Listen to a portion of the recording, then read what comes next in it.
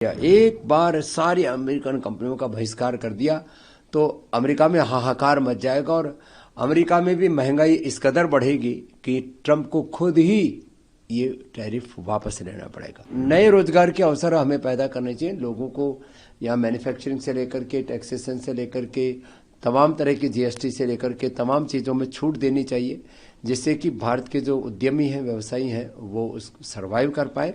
America ने एक राजनीतिक दादागिरी, गुंडागिर्दी कहो या तानाशाही कहो, उसके तहत भारत पर जो 50% टैरिफ लगा है, इसका पुरजोर विरोध करना चाहिए। भारत के सभी नागरिकों को सारी अमेरिकन कंपनियों का, ब्रांड्स का बहिष्कार करना चाहिए। ना किसी को कोकोला पेप्सी का, ना किसी को केएफसी का, ना सबवे का, किसी भी तरह मैकडॉनल्ड्स का, इनके काउंटर पर एक भी भारतीय दिखना नहीं चाहिए। ऐसा जबरदस्त घनघोर प्रतिशोध, बहिष्कार, उसका बायकॉट होना चाहिए।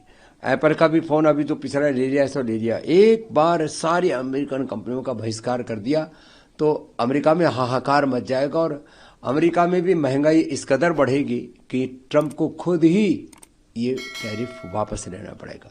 जहां तक चुनौतियों का प्रश्न है, तो चुनौतियां तो नए अवसर देती हैं। तो भारत को पहल करके दूसरी दुनिया के देशों में जो भी अमेरिका से एक्सपोर्ट में जो भी कमी आएगी या किसी के यहाँ रोजगार जाने की संभावनाएं बनती हैं, तो नए रोजगार के अवसर हमें पैदा करने चाहिए। लोगों को यहाँ मैन्युफैक्चरिंग से लेकर के टैक्सेशन से लेकर के तमाम तरह की जीएसटी से लेकर के तमाम चीज़ों में छूट देनी चाहिए, जिससे कि भारत के जो उद्यमी हैं, व्यवसायी हैं, वो उस सर्वाइव कर पाए। और मैं आश्वस्त हूँ कि भारत इस चुनौती से उभरेगा और अधिक सशक्त होकर के, और भारत, चाइना, रसिया, मिडिल ईस्ट के कुछ कंट्रीज और कुछ यूरोप के देश मिलकर के एक न्यू वर्ल्ड ऑर्डर बनाएंगे और वो डॉलर का मुकाबला कर पाएंगे और डॉलर आधी कीमत का रह जाएगा जिस दिन भारत, रसिया, चाइना और कुछ देश मिलकर के इकट्ठे हो गए। तो ये एक चुनौती भी है और एक अवसर भी है भारत के लिए। सर, आपने बयान भी दिया है कि जो है डोनाल्ड ट्रंप जो है गिरगिट की तरह रंग बदलते हैं। देखिए, जब चाइना जो है वो मजबूती से खड़ा हो गया तो ट्रंप को वापस लेना पड़ा जितना भी टैरिफ लगाया था। तो भारत आज कोई कमजोर देश नहीं है, विश्व की चौथी बड़ी अर्थव्यवस्था और आने वाले 20-25 वर्षों में विश्व की सबसे बड़ी अर्थव्यवस्था बनने जा रहा है। भारत एक बहुत बड़ा बाजार ही नहीं है, भारत में आज प्रतिभाएं हैं। भारत आज वर्ल्ड का पूरा मैन्युफैक्चरिंग हब बनने की कैपेसिटी रखता है।